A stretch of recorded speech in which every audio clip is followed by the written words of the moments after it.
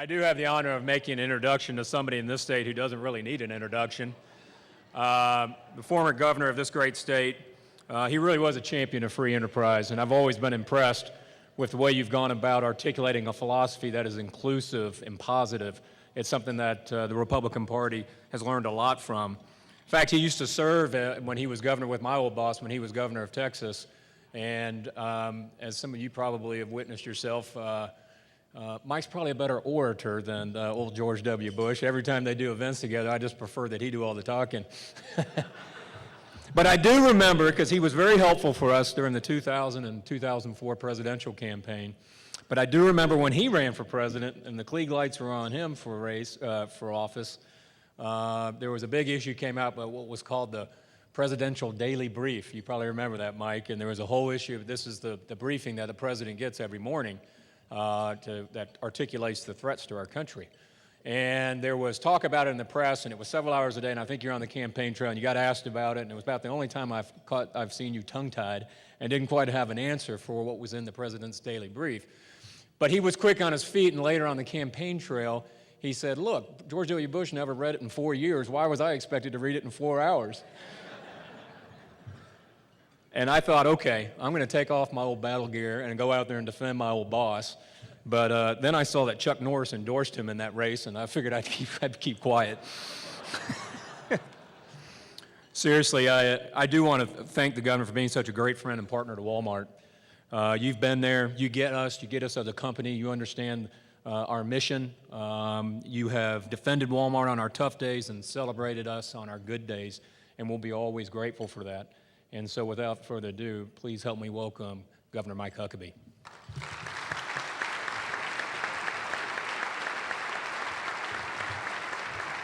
Thank you very much, Dan. I was really afraid you guys were so excited about the flowers we would never get the audience back. I'm trying to think, what can I give away that'll get so much buzz?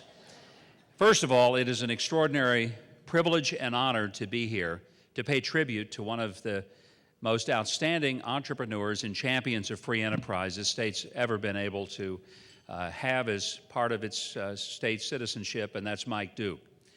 And I think it's a brilliant choice today to honor Mike Duke for the great contribution that he has made to free enterprise. So Mike, to you and your family, I can't think of anybody more deserving, and it is a delight to be able to see this great, vast number of people come to salute, celebrate your accomplishments in the world of free enterprise. I want to say before I get started, first of all, had an unfortunate incident on the way here. My watch stopped, the battery died. And so that worries me a little bit because I'm thinking, okay, I know I'm on a time frame, and so sometime between now and 3 o'clock I'll get finished. I just have no idea when. The good news is I have my smartphone with me, and it has a clock on it and a calendar, and so surely between one of them I'll be able to stay on track. But that worried me a little bit, and then I realized that, you know, this is not the worst thing that ever happened to me with a smartphone. A few weeks ago, my smartphone got lost. Now, I don't know if that's ever happened to you, but if it has, you know what an incredibly frightening moment it is when you realize you can't find your iPhone. And you start thinking about all the stuff that's on it. Emails, phone numbers, contact information, all the apps that you have and the way that you have things set up, and it's a panic. Then I remembered, and I was completely comforted. I just called the NSA and asked them where it was, and they told me. They were able to restore everything. So don't say government doesn't serve us well in at least a few moments. I want to say a special word of tribute to all of those who are our servers today, because sometimes they get overlooked. And I'm going to tell you, they did a magnificent job in getting the food to us very efficiently and very effectively. And my just heartfelt thanks to a great service staff today for everything running on time that could not have happened had it not been for their efficiency. So I'm grateful for that. And I hope that you will give them a little thank you as you walk out the door today.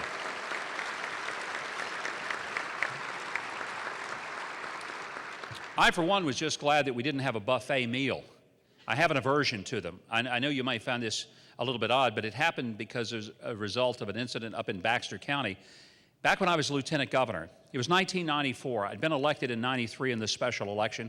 In 94, I was having to run all over again, so I was making every political event I could, and I was invited to be the keynote speaker at the Republican dinner up in Mountain Home. And so I got there early. I went and surveyed the room, and I realized it was going to be a buffet setting.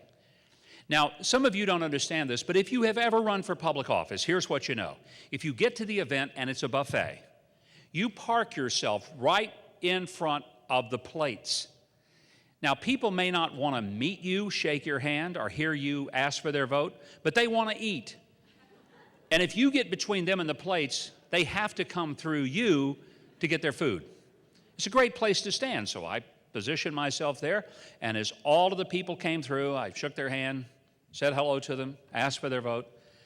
When all of the people had gone through and everybody had gone in their banquet hall to sit down, I looked around and nobody was coming, so I thought, okay, I guess it's clear now. I reached over to get my plate, and the young man working for the catering staff said, "Excuse me, do you have a ticket?" And I said, "Well, actually, I don't have a ticket. I'm the keynote speaker tonight, and they didn't tell me I was going to have a ticket if I came and make the talk." He said, "I don't know anything about that. All I know is that I was told that if a person didn't have a ticket, they're not supposed to get a plate." I said, "Well, I don't expect you to recognize me, but I'm Mike Huckabee, and I'm your lieutenant governor." Now, with this, his eyes got all big. He said, "Lieutenant governor? You mean like of the whole state?" And I was so tempted to say, "Is there any other kind?" But I didn't. I just said, "Yes, sir." He said, "Man, I've never met a lieutenant governor before." And I thought this boy really hadn't been out of Mountain Home much. So I stuck out my hand, and he shook my hand. He said, "Man, it's a real honor to meet you, but I still can't let you have a plate if you don't have a ticket." I could see I wasn't getting anywhere with this young man, so I just went empty-handed up to the head table, and I sat down. I sat next to the banquet chairman, Dick Holman. I see Asa Hutchinson out here in the front row. Asa, I know you've known Dick as long as I have, a long-time retired FBI agent from Chicago who was forever and ever the county chairman up in Baxter County. And I sat next to Dick, and Dick looked over at me. He said, "Weren't you hungry?" I said, "Well, Dick, I kind of was, but kid back there told me if I didn't have a ticket, I wasn't going to get a plate." And the color just drained out of Dick's face. You could see he was utterly humiliated that the keynote speaker that he invited, the lieutenant governor of the state, the only elected Republican statewide at that time, had been denied a plate at the dinner. So Dick jumped up out of his chair. He said, "Come on, come with me. We're going back here. We're going to straighten that young man out. We're going to get you food." I grabbed him by the coat and I pulled him back down to the seat. I said, "First of all, Dick, sit down. And second, calm down. And no, we are not going back and we're not going to talk to that boy. You're going to leave him alone. You don't say a word to that kid. We're not going back there. I'll worry about getting something to eat later. Let's just go on with the program." He said, "No, we're going to go back there and talk to that boy and straighten him out." I said, "No, we're not." He said, "Why?" I said, "Dick, that's the first teenager I've seen in a long time who did exactly what somebody told him to do. For God's sake, leave the boy alone." How many times do you wish that what we taught teenagers really stuck with them? Well, I tell you, every person here who's the parent of a teenager or ever was would hope for that. And surely we wish that they understood the lessons of driving safely, not talking or texting while they drive, not getting involved with the wrong crowd. There's so many things we try to drill into our children while they're still growing up, when they're in school, and we hope that those lessons hold. The reason that I salute what you're doing today is because one of the lessons you're trying to make sure that every student in Arkansas receives is an understanding of how valuable the free enterprise system is to their entire future. That this is not a peripheral part of their education. This is not something that will kind of help them in some way. This will be foundational and fundamental to everything that they ever will become in life, if they can understand the very fundamentals of economics. Sadly, across America, it's pretty clear we're not teaching economics to children. And truly, if we told them we were going to teach them economics, they would glaze over. But what we need to do is to ask them this question: would you ever like to be in a place in your life when you can live wherever you wanted to live, drive any kind of car you wanted to drive, go vacation anywhere you wanted to go, and buy presents for people of any magnitude. And of course they would say, well, yeah. If we could teach you how to get there, would that be of interest to you? And I think most kids would say, well, yeah. We sometimes think that economics and teaching free enterprise is a wonderful lesson for the children who grow up in affluent households. I'm going to tell you something. It's more important than ever to teach free enterprise to the students who grow up in families who struggle just to barely eke out a living and put food on the table every week. I did not come from a family that had the luxury of taking vacations and having new cars and even living in a house that had air conditioning. I lived in a little rent house on 2nd Street in Hope, Arkansas, and my parents struggled to pay the rent on that little rent house. But I was fortunate enough to be told at an early age, not so much about economics because nobody even used the term at my household, but here's what my parents taught me. If there's something you want, you're going to have to go work to get it. So when I was just a little kid and got my first Daisy 25 BB gun, Ray Hobbs and I were talking about that earlier. I still have it. It's in mint condition. I'm never going to sell it. It's worth a lot of money. That's economics too. But when I got that BB gun, I had to buy my own BBs. And a tube of BBs, remember when they came in tubes? If you do, you're really old. If I wanted a tube of BBs and I needed to go down to the Western Auto Store and hope to buy the BBs, I first had to take my little wagon all around the neighborhood and pick up pop bottles out of the ditches and on the side of the road to get enough of them to turn them in at 2 cents a bottle until I had enough I could buy a tube of BBs. Now, I didn't understand that I was learning free enterprise, but what I was really learning was that if it was something that I wanted, I was going to have to work for it. And there were some jobs that I took before I was legally able to go get a real job that I took on as a kid who was 9 years old, things like hauling hay, catching chickens. Some of you have perhaps hauled hay in the summertime in Arkansas. If you have, maybe the question you had was the same that I had. What is it a person must do to not have to do this for the rest of his life? And I would always get the same answer: get a good education. When my dad would make me scrape paint off a house that he was going to paint, I'd say, what do I have to do to not do this for the rest of my life? And the answer was always the same: get a good education, work hard, treat people right. And when I would get a little occasional job catching chickens in chicken houses in South Arkansas, one of the few things that a 9-year-old kid could do at that time. And it's got to be one of the most miserable things that a human being's ever been asked to do. So I'm out there catching chickens, getting all scratched up, and I'm thinking to myself once again, would somebody tell me what I need to do so I don't have to do this for the rest of my life? Get a good education, work hard, treat people right. Now, nobody told me I was learning economics, but I was learning economics. I was learning something about the free enterprise system, that there were certain things in life that I would have to do differently than maybe people around me if I wanted to do something other than scrape paint, catch chickens, haul hay. When I see these students come up here on the stage and I realize that what they're learning is that there is a reality about supply and demand, about being in a position where if they can do something that other people can't do, they become more valuable in what they're able to provide. And therefore they will get paid more. Today we are having a major discussion all across America about the minimum wage. I get asked about it from time to time. What do you think about the minimum wage? I say, I think it's the wrong question.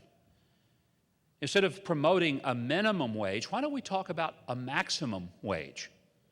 Why are we talking about the government artificially putting a ceiling on people's earnings and calling it something that's minimum?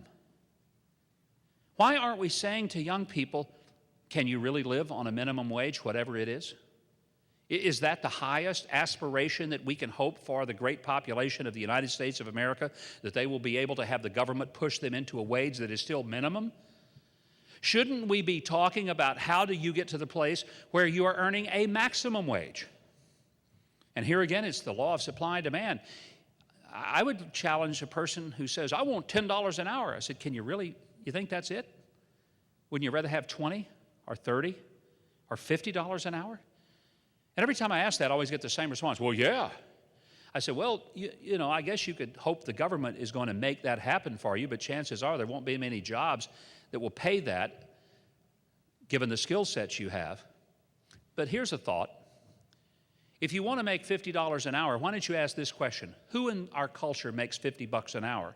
And if it's the plumber, if it's the electrician, if it's the brick mason, if it's the registered nurse, why don't you decide that you're going to go and get the skill sets to become a plumber, an electrician, an HVAC technician, or a registered nurse, and then you will be making the maximum wage for your skill set.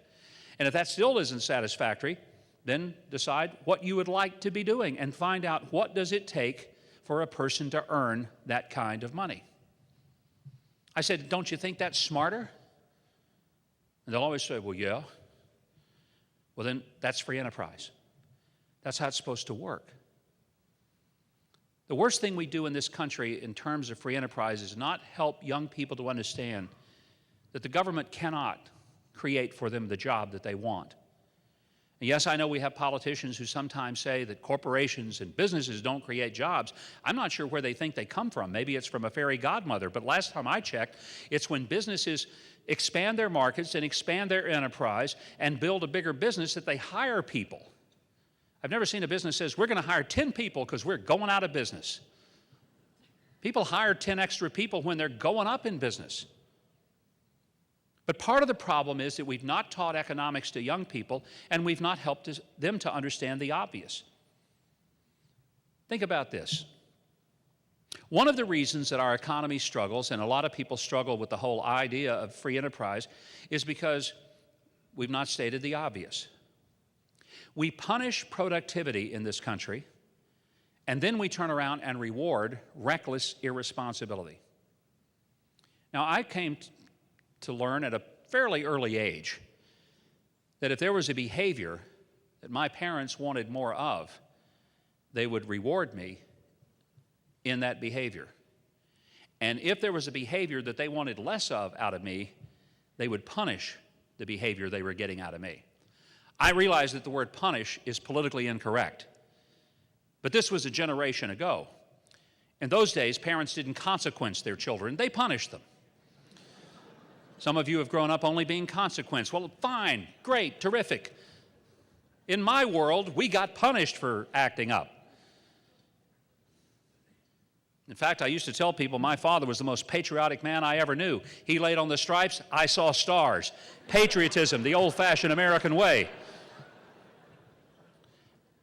When my kids came along, I came to the same understanding that if there was a behavior I wanted more of, I rewarded it. If there was a behavior I wanted less of, by that time we consequenced it.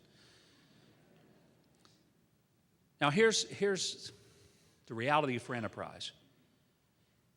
If we want certain behaviors to make our economy prosper, to create better jobs that pay better wages, that encourage people to work harder so that they are able to earn more and do more with their own money, then we ought to be rewarding the things that get them there. Things like work, things like savings, things like investment, things like putting aside what they want for now and holding it for a future reward. I mean, those are the things that make for a strong economy. And yet, what do we do in this country? We punish the people who are trying to be productive. Then we turn around and reward the people who fail miserably. If you make an investment in a good stock and it pays well, you get punished because we're going to tax both the dividend as well as the capital gain on the stock that you invested in. If you made a miserably stupid decision, we'll let you write that off. We reward you for making the bad decision, we punish you for making the good one. And by the way, for people who think that free enterprise only works for the upper 1%, it works even better for the people at the bottom, and I know something about it because that's where I started. Here's the fact. It is more difficult for people at the bottom to reach the next rung on the ladder because of this process of punishing productivity. I was campaigning in New Hampshire in 2008, Dan reminded you that I did make a run for the presidency back then. I'd just soon he not bring that up, considering how it turned out. But I was campaigning in New Hampshire, and I was at a machine shop and toured the machine shop, met the workers, and when it was over, one of the workers said to me, "Governor, I want to ask you a question." I said, "Sure." He said, "Here's the deal. I've got a daughter who's gone to grad school at Cornell. And grad school at Cornell is costing $50,000 a year." My first reaction internally was, God, thank you that my daughter doesn't want to go to Cornell grad school. And here's what he told me. He said, "I've got a high school education. I've been working here at this machine shop for a number of years. It's a good job. But I want my daughter to do better. I don't want her to have to work as hard as I work for no more than I make. And so I've taken on 2 shifts here at the machine shop. I'm not just working 1 shift. I'm working 16 instead of 8 hours a day. And I was planning that everything I made in the second shift I'd give to my daughter and help her so she wouldn't get out of school with a huge student debt." And he said, so I started working the second shift, and I got my first paycheck, and I opened it up. And Governor, it wasn't much more than my 8-hour paycheck. And I said, "What's wrong with this?" So I went and asked, and they said, "Oh, well, didn't you understand? You're now in a new tax bracket, and you're going to have to pay a higher rate of tax." And he looked at me, he said, "Can you explain this to me? I'm working twice as hard. I'd think I'd get twice as much money. I'm not making much more than I was making when I was working half this much." He said, "Can you explain it to me?" And I said, "Well, you're not going to like the answer." I said, "But the fact is, we've created an economic system because of some of the ridiculously stupid politics of our current culture that has decided to punish people like you that wanted to work real hard. Now, sir, if you really want some help for your daughter, I suggest you quit both shifts, go home, prop your feet up, turn on ESPN, enjoy the show. Your daughter and you will qualify for a whole bunch of benefits that you can't get right now because you're working too stinking hard." And he looked at me like I was crazy, and I just wanted to say to him, I'm not the crazy one. Crazy ones are the ones who voted the people in office who are punishing productivity and who are rewarding irresponsibility, who are paying people to not work and punishing them if they do. That's what we need to change in understanding free enterprise. So the reason that I'm truly delighted about what you're doing here and the educational system across Arkansas is teaching that profitability is not sinful, that investing, working, making decisions, building a business is not a bad thing, it's a great thing. In fact, if we don't have a real understanding of free enterprise in this country, we will one day wake up and look around and wonder, how did we go from being the #1 economic engine in the world to an also-ran? My wife and I went to China in May. We were celebrating our 40th year wedding anniversary. And it was quite an eye-opener. I came back and I said to some people, I said, you know what? Got over to China, and it looks like that China is becoming more and more like America used to be. I don't resent that, but what worries me is that America is becoming more and more like China used to be. They've seemed to kind of embrace the idea of free enterprise. They have opened up markets that they didn't have opened up before, and while they're a long, long way from really restoring freedom fully and completely to their people, they're a long way from where they were 30, 40 years ago. And I said, I look at our system, and it used to be that we honored the entrepreneur. We celebrated what they did because they were the ones who helped create prosperity for people who otherwise would have never been able to experience it. And instead, we make it as if they should be ashamed and apologize, even regret the fact that they have taken their ideas and have turned them into something that other people wanted. And the reality is, free enterprise is pretty simple. If you have an idea people want and they're willing to pay for it, they'll pay what the market bears, no more, no less. And if it's a great product that people want, person will be successful. If they come up with an idea nobody wants, it's not going to work, and the government's not involved trying to pick the winner or the loser in the marketplace. It just naturally happens. Now, I've raised 3 kids. They're all grown and on their own. And when they left, something happened that we didn't intend, but the kids moved out, and we'd always had dogs at our house, but we ended up with not 1, not 2, but 3 dogs. 3 kids left, 3 dogs at the house. The kids swore up and down that we had replaced them with dogs. They weren't that happy about it either and used to complain. And the kids would say things like, you know, it's bad enough that you've replaced us with dogs, but what's worse, you treat those dogs better than you treated us. To which I would say, because the dogs behave better than you ever did. But the lessons I learned raising children and training dogs were the simple lessons that if you want a behavior, you reward it. If you want to stop a behavior, you consequence it. The kind of free enterprise that we ought to be celebrating in America is as simple as that. It's common sense. Mike Duke led the world's largest and greatest corporation, Walmart, to some of its greatest days. With 1.2 million associates all over the world, it's an amazing success story, and it's not successful because government came in and bailed it out. Its success is only because government got out of its way and allowed people to go to places and buy things they wanted at a price they could afford. And I'll never forget being in Mexico on a trade mission, and the Minister of Economics for Mexico was driving us around Mexico City, and we happened to pass by a Walmart. And he pointed and he said, "This is Walmart." I said, "Yes, I'm kind of familiar with Walmart." He said, "You know, they've only been in our country 10 years, and they're already the largest private sector employer in the entire country." I didn't know that at the time. And I said, "Well, you know, Walmart's from my home state." He said, "We like Walmart." He said, "Because here's," and he told me something that no one at Walmart had ever told me. I've come back and said, "You guys ought to say this." He said, "Walmart has empowered the poorest people in our country to buy things that they used to not be able to afford. Walmart has allowed them to buy the things that most people take for granted, but allowed them to buy it at a price that they can actually access. Simple things like soap and shampoo, things that most people take for granted." And when people say, "We don't want a Walmart in our community," why not? You know what? If it doesn't sell good products at a price people are willing to pay, it'll go out of business. If it sells things that people want at a price they're willing to pay and they want to pay, it'll do well.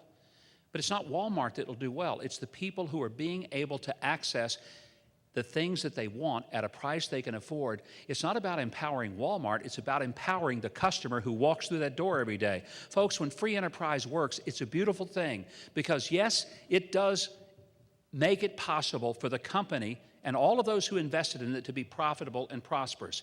But it also empowers the people who buy the services or buy the products at that particular enterprise to also be profitable and spend less money on the things for which they wanted and were having to pay more. That's how free enterprise works. And there is no limit to what free enterprise can do to give us a greater country and a greater world. The only limitation is when government gets into the job of putting on a striped shirt and trying to referee the game by picking the winner and loser in the marketplace rather than simply refereeing the game to make sure that everybody's playing fair.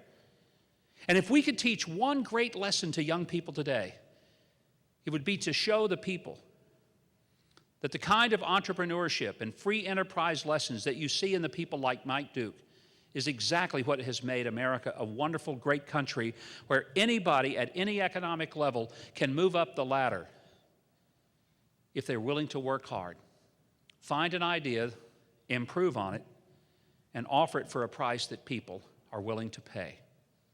Today, you honor a great American, a great Arkansan, and one of the greatest examples of the free enterprise spirit in all of the world.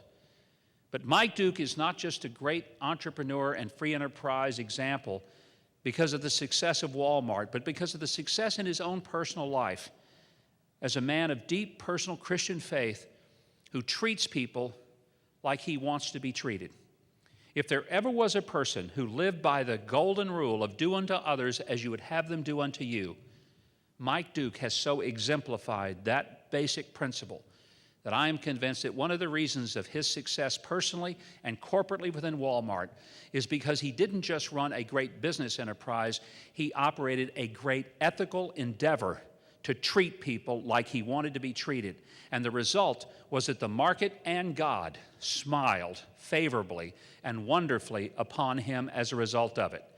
And Mike, I would say to you, today we all smile upon you for giving us a great example of what free enterprise is all about, what being a great entrepreneur is all about, and what it means to be a great husband, father, leader of a company, and leader in the world of free enterprise. God bless you, and thank you for making us all proud to be here to celebrate your successes today. Thank you all.